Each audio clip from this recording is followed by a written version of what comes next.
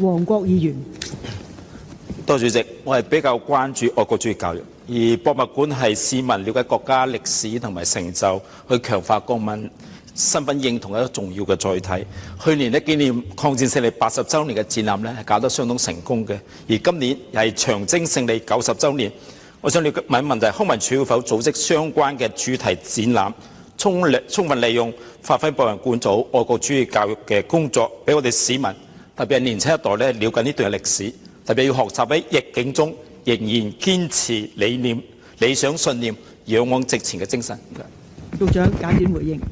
係，多謝主席，多謝黃國議員嘅問題。康文署轄下嘅博物館呢，一直都係統籌同埋推展一系列中華文化同埋歷史嘅展覽活動，以及係交流，以推廣愛國主義教育嘅工作嘅。咁我哋做過嘅呢，包括中國通史啦，現在呢已經係去到第3個展覽，就係長安萬象陝西隋唐嘅文明展啦。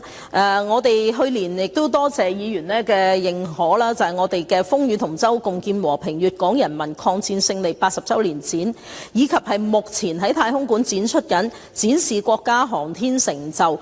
包括有好多都係目前神舟23號嘅一啲嘅資訊嘅航向太空、中國載人航天之旅呢，都係好受歡迎嘅。咁而至於今年嘅長征勝利90週年呢，愛國主義嘅題目係好豐富啦。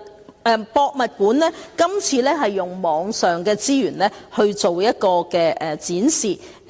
有一個亮點內容呢，大家一定要知道啦，就係呢，我哋同央視總台合作呢，係取得咗國家榮光紀念中央紅軍長征勝利1連8集嘅節目，亦都係中間有呢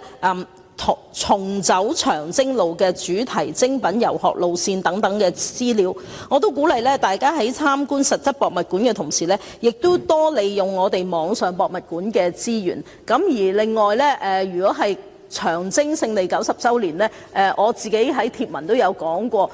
主席亦都係有提過嘅呢，就係我哋目前都有個電影，雖然唔係康文署去引入嘅一個電影，但係都鼓勵大家去睇呢，就係《4道》呢個電影，咁都係大家可以認識多啲咧長征嗰個嘅壯懷激烈嘅。多謝主席。